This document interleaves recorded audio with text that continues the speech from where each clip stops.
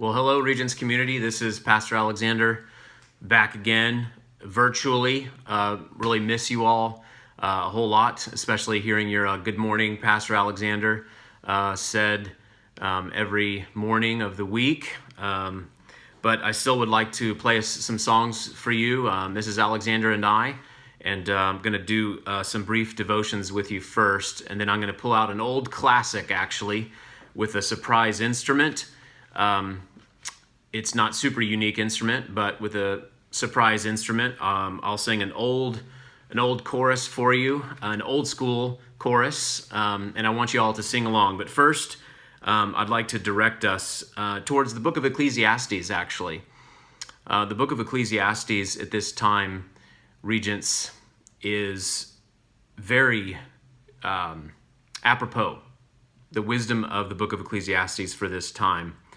And really the message of Ecclesiastes in many ways could be stated as this, that we're to live by faith in the present grace that God provides and in the promise of future grace.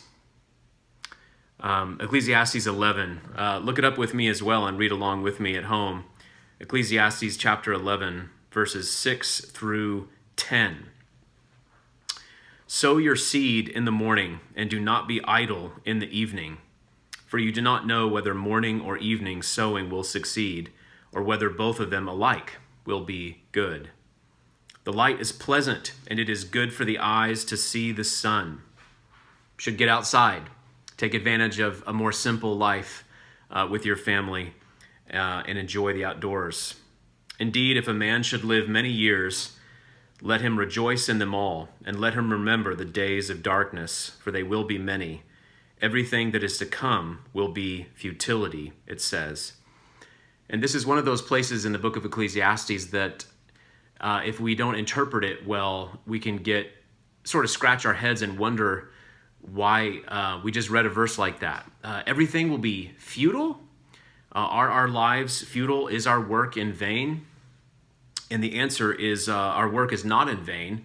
Solomon is just dealing with reality the way it is, with the effect that moth and rust and corruption has, where thieves break in and steal. There's the effect of the fall on this world corrupts things, and it degrades things.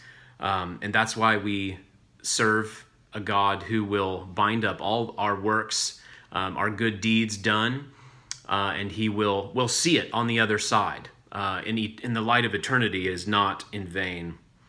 And we know that because Paul says, therefore, my beloved brothers, be immovable, steadfast, always abounding in the work of the Lord, knowing what? That your toil is not vanity in the Lord. It's not vain.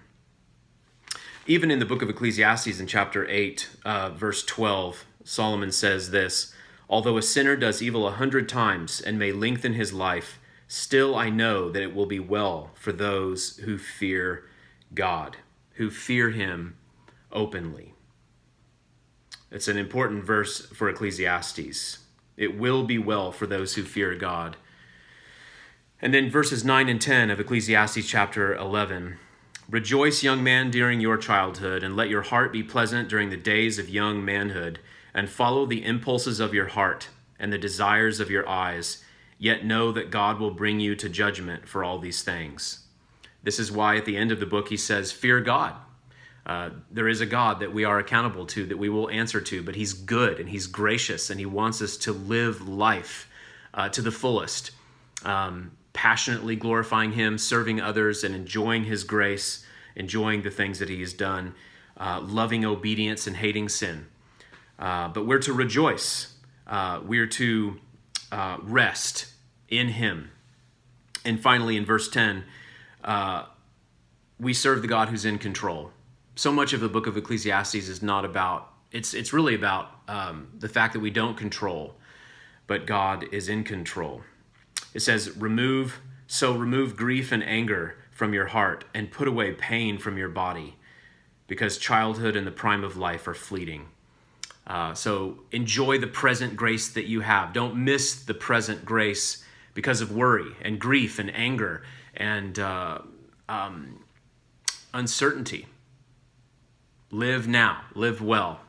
Enjoy your families and enjoy serving others. It's an important message, I think, for this time. Ecclesiastes, I recommend it. It's a great book that actually is a book about freedom, that we can't control. Life is a vapor. The Hebrew word havel really directs us to understand the word vanity a bit in a different way. At times in the book, the word vanity is the best, but in the Hebrew, it really points more towards life is a mist, life is a shadow. It's fleeting, it's quick, and we need to take advantage of it for God's glory because He is in control. So pull out your assembly guides, and I'd like to pray with you all.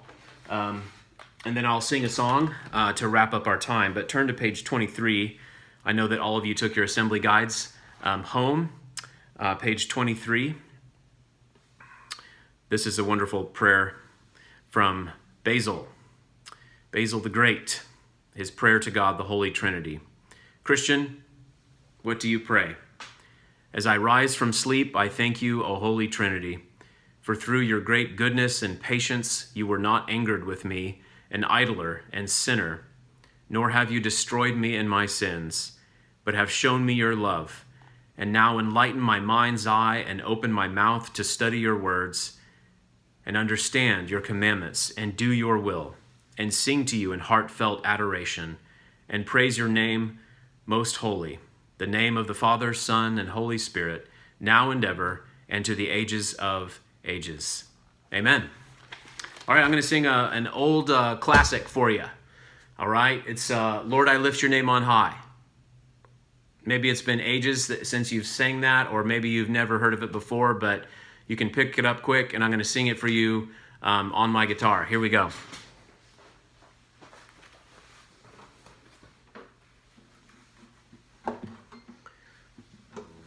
The subsequent videos, I'll be singing with Mrs. Alexander, Proverbs 3, and some of these other pieces that you all can sing right along with us. Here we go. This is Lord, I lift your name on high.